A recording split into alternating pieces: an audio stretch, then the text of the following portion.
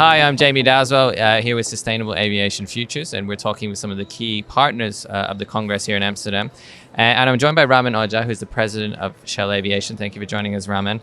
I'd just like to kick off by asking you what you think the biggest barriers or challenges are to SAF adoption. Thanks, Jamie, for inviting me.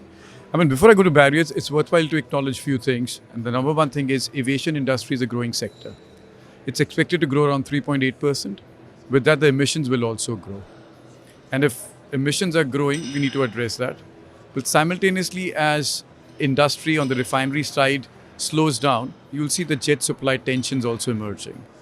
So for us, SAF is an answer for two things. One, bridging the supply gap that might emerge. And two, to decarbonize the sector. So SAF is paramount and critical for aviation sector. Now your question is, what are the barriers in SAF penetration in this sector? So if I look at the barriers, there are a couple of them. I think at this moment, there is enough SAF production capacity. However, we don't have enough supply. So there's a disconnect between production economics and what the customer is willing to pay, which is the airlines. That's one biggest barrier we are seeing at the moment.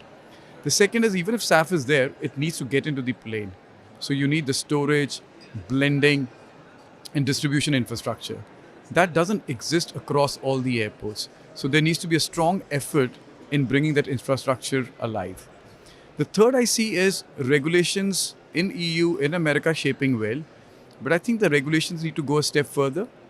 So for example, in case of SAF, there needs to be more stronger regulation even on scope 3, which is not there.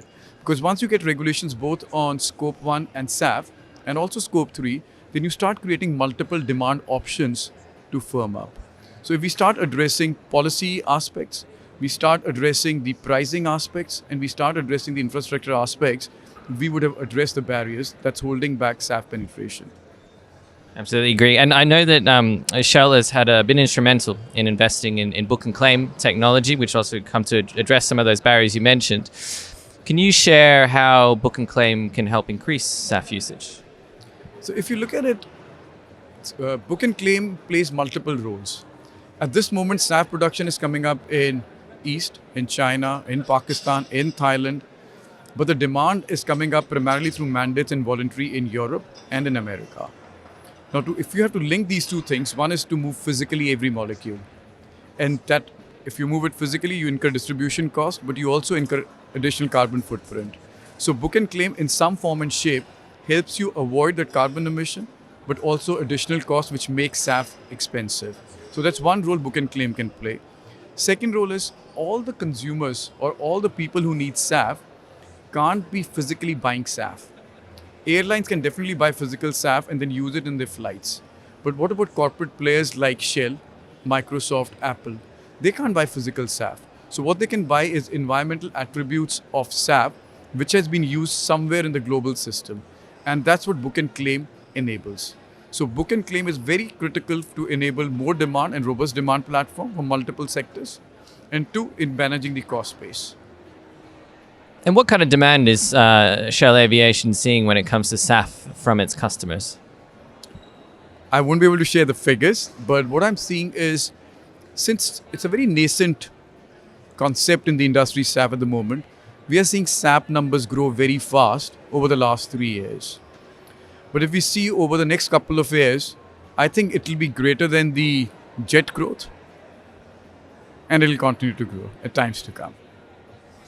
And I think it's funny you mentioned growth. This event started out as a sort of 200-person event. Now we're here in a much larger building in the Burj. So we like to think that we're growing along with the industry as well. What are some of your key takeaways from the Sustainable Aviation Futures Congress? Our biggest takeaway is this is a network event. It's a network event where you can meet people across the value chain. And I was very impressed. People are willing to discuss very candidly the issues, the challenges the industry is facing. I said something at the panel, but then I connected with lots of people to figure out what could be the next steps. And we are forging relationships which we would have never thought about earlier. So to me, it's a network event which helps industry come together across the value chain and then create forums where problems can be actively resolved and solved. Perfect. Thank you very much. And obviously, thanks for the support from Shell Aviation too. It's been a pleasure speaking with you, Raman. Thanks a lot. Thanks for inviting me.